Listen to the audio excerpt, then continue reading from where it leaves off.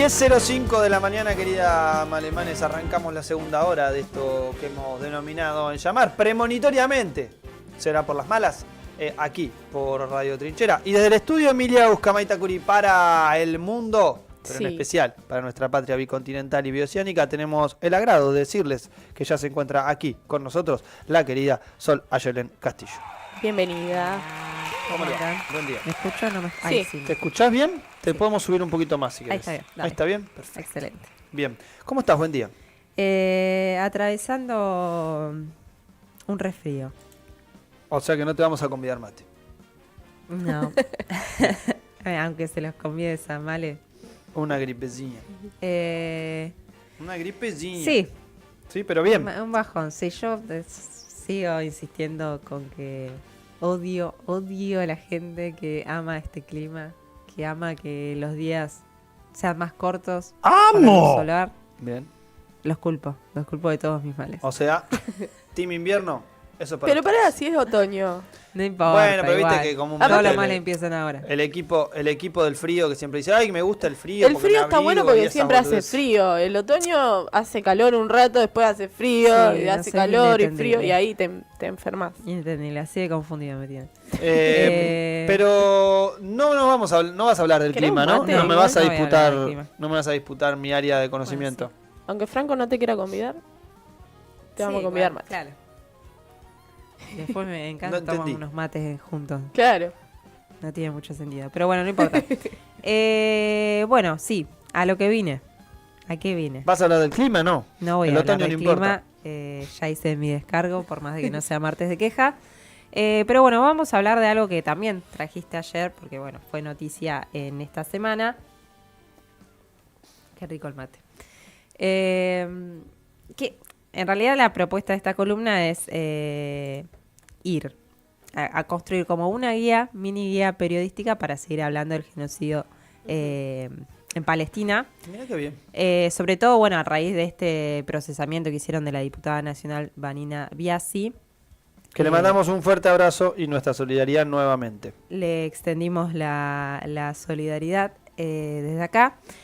Y una solidaridad que igual fue bastante amplia, ¿no? De distintos sectores, organismos. También porque, bueno, ya había sucedido con Alejandro Godard y no es el primer procesamiento o persecución que se hace a quienes se manifiestan en contra de un genocidio.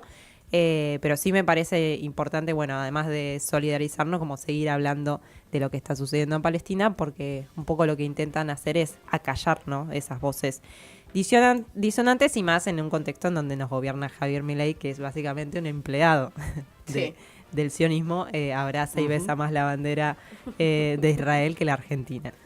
Pero bueno, en principio para arrancar, porque bueno, muchas de estas acusaciones judiciales tienen que ver con un planteo de, bueno, están cometiendo antisemitismo a raíz de una definición de antisemitismo que se tomó en el 2020, que ayer un poco la mencionabas también, una definición que se toma por parte de... Es la definición que pone la Alianza Internacional para Recuerdo del Holocausto, IRA, y que en el 2020 la Argentina, bueno, acuerda, ¿no? Y que, bueno, también hubo un montón de planteos con respecto a lo problemático que traía eso, sobre todo porque es básicamente un intento, es una maniobra, bueno, para encapsular a todo lo que sea una voz opositora que diga, che, capaz que no está bueno masacrar de la forma que masacra Israel al pueblo palestino. Pero para arrancar, porque para decir, bueno, no ser antisemita, vamos con el primer video de Ariel Feldman. Es una entrevista que hace un judío antisionista con Periodistán, que habla un poco de esto. El sionismo y judaísmo están sin duda emparentados y hoy podemos hablar de eso, pero son dos cosas opuestas, digamos. En mi criterio, o al menos, lo cual es una obviedad, escindidas. El sionismo es una ideología política que tiene menos de 200 años, y el judaísmo, que podemos también discutir o tratar de discutir qué es, pero es una identidad que algunos nos autopercibimos, digamos, como judíos por diversas razones, aunque no profesemos la religión, pero profesamos una tradición, una cultura, un sentido del humor, un acervo cultural, un acervo histórico de persecución, de luchas, de referencias, digamos, que tiene más de 2000 años. Entonces, el asimilar sionismo y judaísmo es una trampa, en principio, que está en los albores del sionismo, digamos, ¿no? Y después, con la fundación de un Estado que se autodenomina Estado judío, esa unión, digamos, se cristaliza, y digamos, hay muchísimos estudios, yo no voy a decir nada que haya pensado yo, sino que, digamos, hay muchísimos pensadores judíos que vienen trabajando esto hace décadas y décadas, cómo el Estado de Israel instrumentaliza el judaísmo en pos de su constitución y su defensa ideológica. Bueno, ese es Ariel Feldman en una entrevista que tienen en el canal de Periodistán. Bueno, a Periodistán también lo han atacado cuando sentó posición. Sobre todo, bueno, algo que nosotros siempre marcamos desde Trinchera, que digo, no es algo que arrancó el 7 de octubre del 2023, Exactamente. sino que viene de muchas décadas antes. Y bueno, de antes de la instalación del Estado de Israel en este territorio, de antes de la declaración de la ONU, ¿no?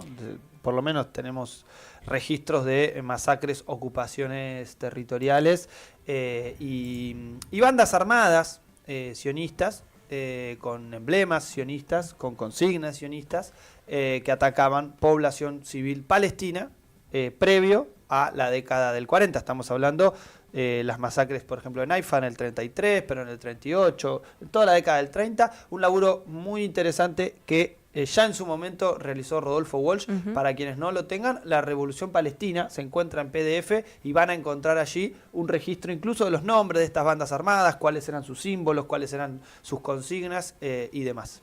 Ariel Feldman, bueno, después del 7 de octubre escribe una nota en El Jacobín, un medio zurdo, dirían. Que bueno, que él es docente de historia, bueno, realizador visual, fotógrafo, historiador, y bueno, comenta, publicó la nota y a los días recibe una denuncia de un padre por antisemitismo. Y en la nota lo que planteaba, que también lo comenta en la entrevista, es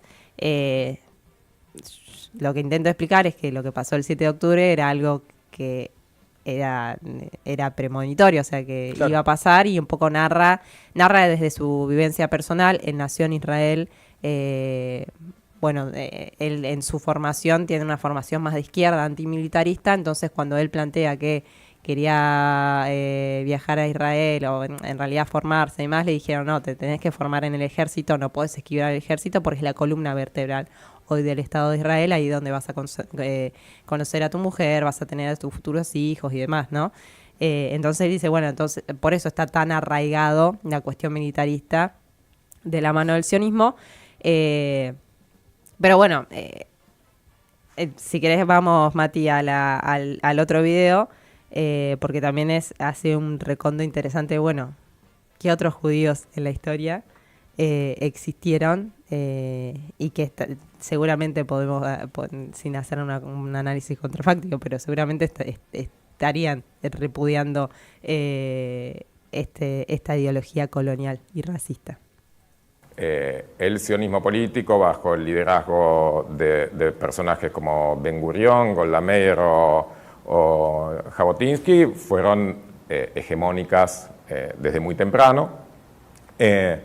Y tenían las de ganar, yo creo, porque precisamente porque había una identificación, digamos.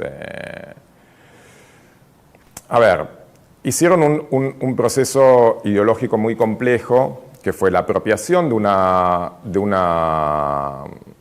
una tradición, negándola. Es decir, si vos me preguntás para mí qué es el judaísmo y la sensibilidad judía se conforma en un pueblo que no estaba atado a a un territorio, sino precisamente un libro, que por lo tanto fue una nación muy reflexiva, que fue perseguida durante 2000 años y que siempre estuvo en el lado de la negatividad, de la otredad. Entonces, está en su tradición, en sus cuerpos, muy encarnada la idea de la resistencia y ser el otro del poder. Su humor, su literatura, sus referentes, digamos, si uno ve la incidencia en todos los procesos revolucionarios del siglo XX, de todo el mundo, el porcentaje de judíos es elevadísimo en relación a las poblaciones locales.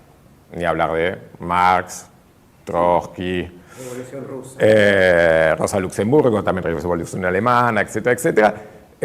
Digamos, y eso tiene que ver no con una esencia de ningún tipo, ni unas capacidades especiales, sino que efectivamente el tema de la resistencia y el estar frente al poder, ser un otro de esa Europa imperial y fascista, está en los cuerpos. Entonces el judaísmo que yo abrazo, que yo reivindico, el del gueto de Varsovia o el de estas personas que pensaban en un mundo distinto, más libre, más humano, se opone radicalmente a la idea de un judaísmo en armas, que pasase el lugar de la víctima al lugar de aquel que ya no puede ser victimizado, lo cual tenía una consecuencia lógica, que es que está en el lugar del poder. Bueno, ahí un poco antes hace como una historización de lo que es el sionismo, de sus distintas vertientes, bueno, diciendo un poco la que terminó triunfando fue esta, que tiene ese carácter más militar y que es lo que termina hoy. Contrario a la historia, dice, ¿no? Contrario a la historia propia del pueblo judío. Que es hay distintas agrupaciones hoy judías pro-palestinas, que bueno, que están en esta batalla contra el genocidio, y hay un cuaderno que es cuando se adoptó esta definición de antisemitismo de la IRA, que construyó el Comité Argentino de Solidaridad con el Pueblo Palestino, la Cátedra Libre de Estudios Palestinos Edward Said de la Universidad de Buenos Aires, la Asamblea Permanente por los Derechos Humanos y la Red Internacional Judía Antisionista. Está en internet para que las chusmeen. Pero bueno, ahí empiezan a hablar sobre esto, qué es lo que implica la definición de antisemitismo. Bueno, hablan qué es el sionismo. Bueno, me parece como muy interesante cómo desglosan esta maniobra que utilizan desde quienes, bueno, pretenden seguir justificando el genocidio. Y bueno, hablan de cuando se adoptó esta medida, bueno, que el titular de la DAIA, Jorge Noblowitz, dijo, es decir, antisionismo debería ser equiparado desde ahora a antisemitismo. El presidente de la Organización Sionista Argentina, Sergio Pickholz, declaró: para que lo comprendan todos, los ataques a Israel en tanto país judío y al sionismo, movimiento de liberación nacional del pueblo judío, son en definitiva antisemitismo y judeofobia. Y bueno, a raíz de esto, bueno, hacen una historización, hablan, sobre qué es el sionismo y en un apartado dice, bueno, la operación político-semántica de identificar antisionismo con antisemitismo, o más correctamente judeofobia, tiene por fin crear una cobertura política que procura evitar toda crítica a las prácticas terroristas del Estado de Israel, consistentes en apoderarse del territorio de otro pueblo. El 78% del territorio de Palestina en 1948, el restante 22% en 1967, incluyendo la ciudad de Al-Quds, más conocida como Jerusalén, expulsar a la población. Bueno, es un poco el mapa que mostraba hace un ratito, ponía Mati ahí en pantalla, que es bueno, cómo fueron básicamente tomando, a base de masacres, ¿no? Gran parte del territorio. Y bueno, con respecto a esto, como diciendo, el sionismo no es el movimiento de liberación nacional, y dice, bueno, cuáles fueron los movimientos de liberación nacional en nuestra historia, y que tenían en su seno un carácter anticolonial, revolucionario, y sencillamente el sionismo se alió a una potencia colonial como fue Gran Bretaña para colonizar Palestina, bueno, expulsar a la población que así vivía, que no solamente era Palestina, ¿no? También existían cristianos, musulmanes, y bueno... Mientras vemos, para quienes estén en YouTube, el mapa histórico de esto que explica Sol, que es un poco la conformación del Estado de Israel, que es en blanco, y la constante toma de territorio del territorio histórico de Palestina, que con esa consigna del río hasta el mar, Palestina vencerá. Tratando de volver a por lo menos ese esquema. Te viniste con la remera también. Me vine justo. con la remera. Bueno, ahí planteaban un poco el escándalo con Vanina Biasi, era porque le había gritado genocida a Sabrina Hamch, no me acuerdo bueno el apellido, pero bueno, también es diputada del PRO.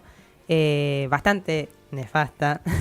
De hecho, le han sacado carpetazos en Twitter, incluso diciendo que las Malvinas no son argentinas, pero bueno, son ese tipo de personajes.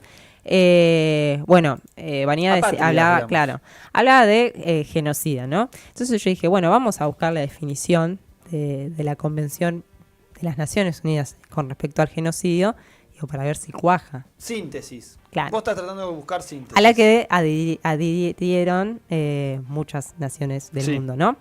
Definición de genocidio en la Convención. La definición actual del genocidio se establece en el artículo 2 de la Convención sobre el Genocidio. Se entiende por genocidio cualquiera de los actos mencionados a continuación perpetrados con la intención de destruir total o parcialmente a un grupo nacional, étnico, racial o religioso como tal. Matanza de miembros del grupo, lesión grave a la integridad física o mental de los miembros del grupo, sí. Sometimiento intencional del grupo a condiciones de existencia que hayan de acarrear su destrucción física total o parcial, sí. Medidas destinadas a impedir los nacimientos en el seno del grupo, sí. Traslado por fuerza de niños del grupo a otro grupo. Sí. Bueno, esos son Vamos haciendo, que estoy dicen, haciendo los tildes, digamos, ¿no? claro. ¿Se entendió? Gracias, Mati Marchi. Califica mejores. como genocidio. De hecho, bueno, hoy, este último tiempo, hasta incluso los grandes medios o las grandes cadenas de medios mundiales que generalmente como tenían una postura un poco más permisiva con respecto a la nacional genocida, ¿no? Y esto como equiparando, bueno, diciendo, bueno, el derecho a defenderse, bueno, hoy ya no tiene como mucha justificación, porque, bueno, a raíz incluso de internet o de los registros, bueno, hace poco salió un video de un grupo de médicos que habían dicho que incluso el propio Estado de Israel tuvo que salir a decir que fue un error, en realidad, la matanza. Habían dicho que estaban movilizándose con las luces apagadas. Bueno, en el video se ve, bueno, el cuerpo de los médicos aparece en una fosa común. Nada, uno de los tantos crímenes de guerra. En noviembre del 2024, la Corte Penal Internacional ordenó el arresto de Benjamín Netanyahu por crímenes de guerra y de lesa humanidad, y bueno, de su exministro de Defensa, Yoav Gallant. Netanyahu está de gira por el mundo, básicamente completamente impune. Pero bueno, previamente antes, la Asamblea General en septiembre de 2024, la Asamblea General de las Naciones Unidas, adoptar una resolución que había elevado el Estado de Palestina, que exigía el fin de la ocupación de los territorios palestinos por parte de Israel en un plazo de 12 meses, que fue votado acompañado por una mayoría de 124 votos a favor, solo 14 en contra y 43 abstenciones. A contracara de lo que se ve acá, ¿no? De que intentan agitar, hay una comunidad internacional saliendo a plantear que lo del Estado de Israel, el ente sionista, es un genocidio que tiene que frenar, y que ahí, bueno, siguiendo con el punto de por qué creemos que es un genocidio, ¿no? Hace unos días la Embajada de Palestina en Argentina, bueno, suele hacer como un reconto de esto que son números en términos de estadística, pero son vidas humanas, ¿no? Y eso no hay que perderlo. y ponía como en el genocidio de Israel en Gaza ha causado la peor crisis de huérfanos de la historia moderna.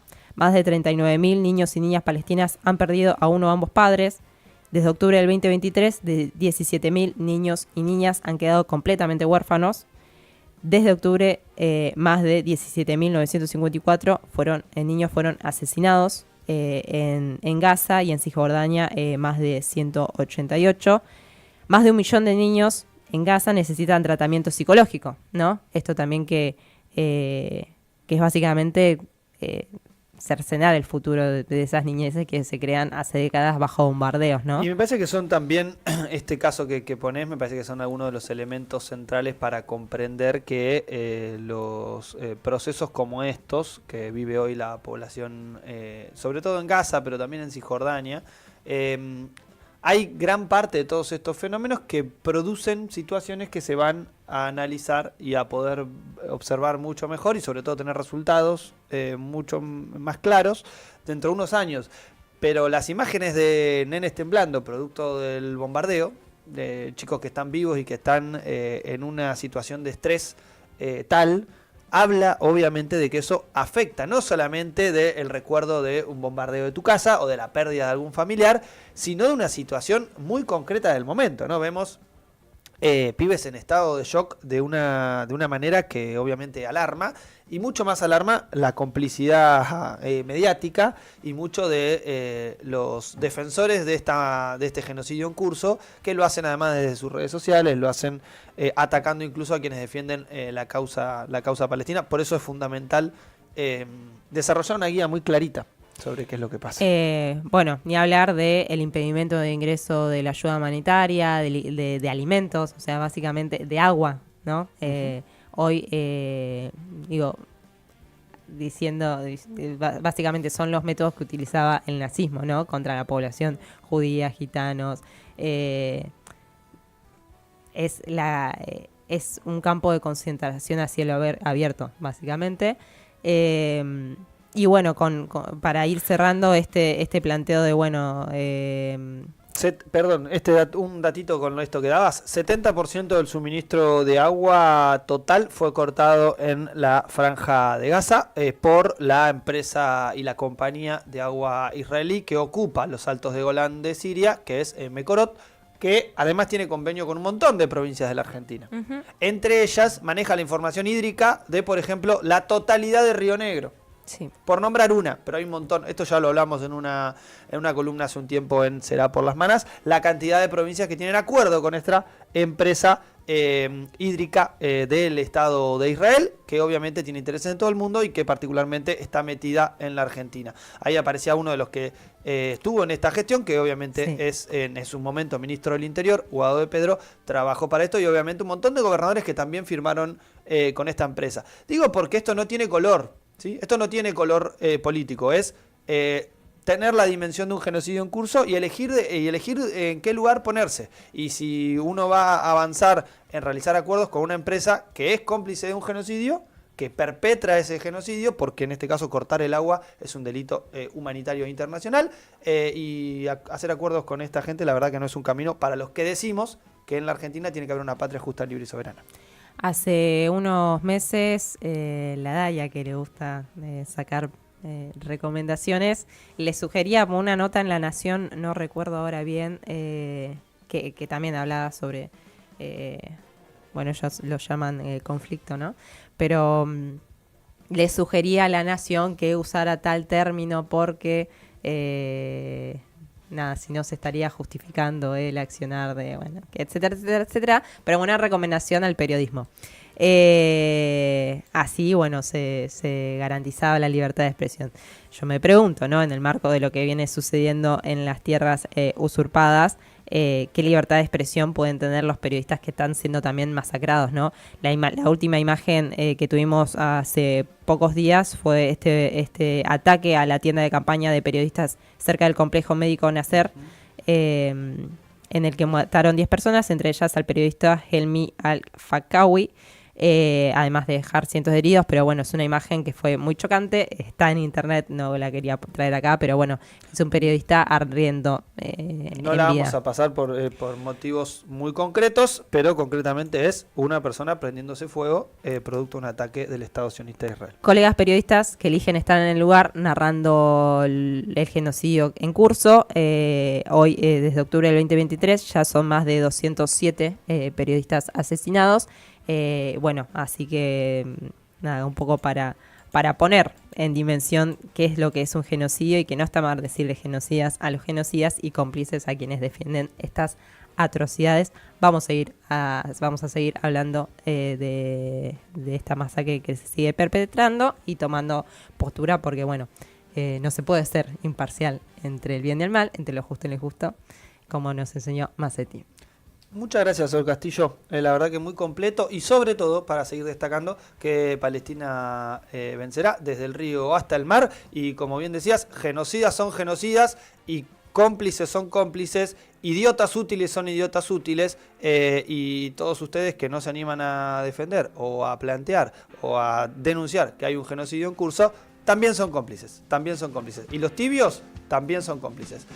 ¿Será por las malas? Va a seguir. Escuchamos un poquito de música y nos venimos con la última media hora de programa. Es con vos, no es la tecnología.